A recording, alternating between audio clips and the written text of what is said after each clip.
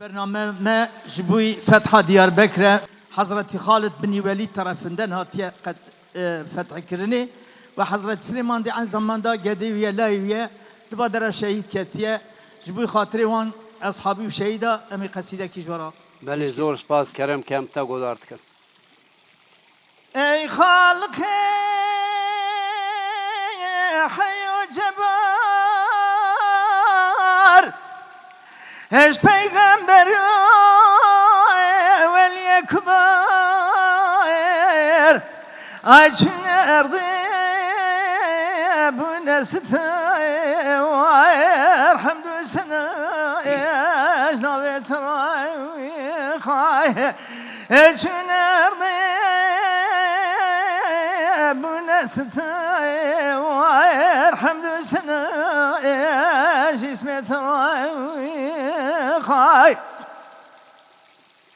işkence beri kesek nema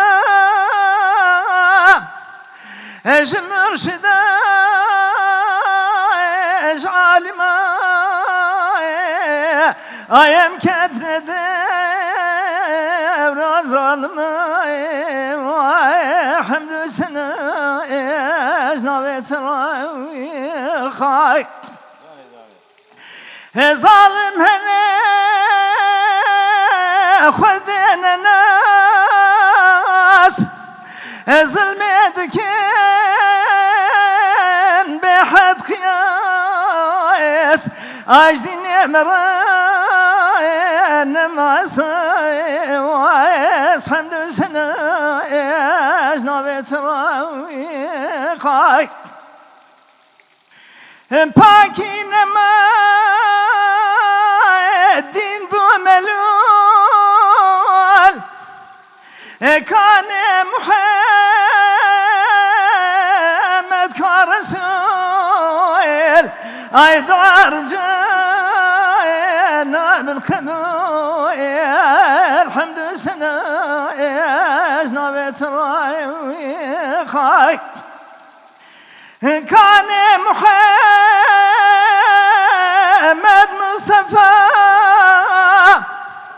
هاتي وقتا جور جفايا عشر محمد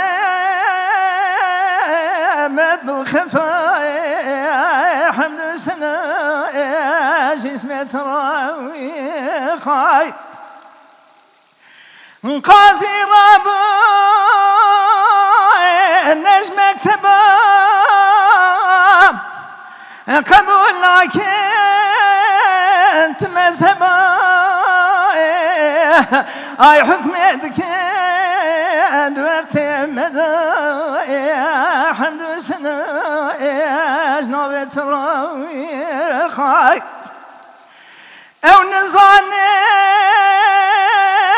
مذهب شيا اند بين دنيا ابدية اي حتى كرابت مهدية حمد سنة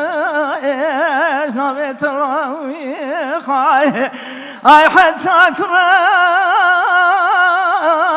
مهدية حمد سنة جسمة راوي خاي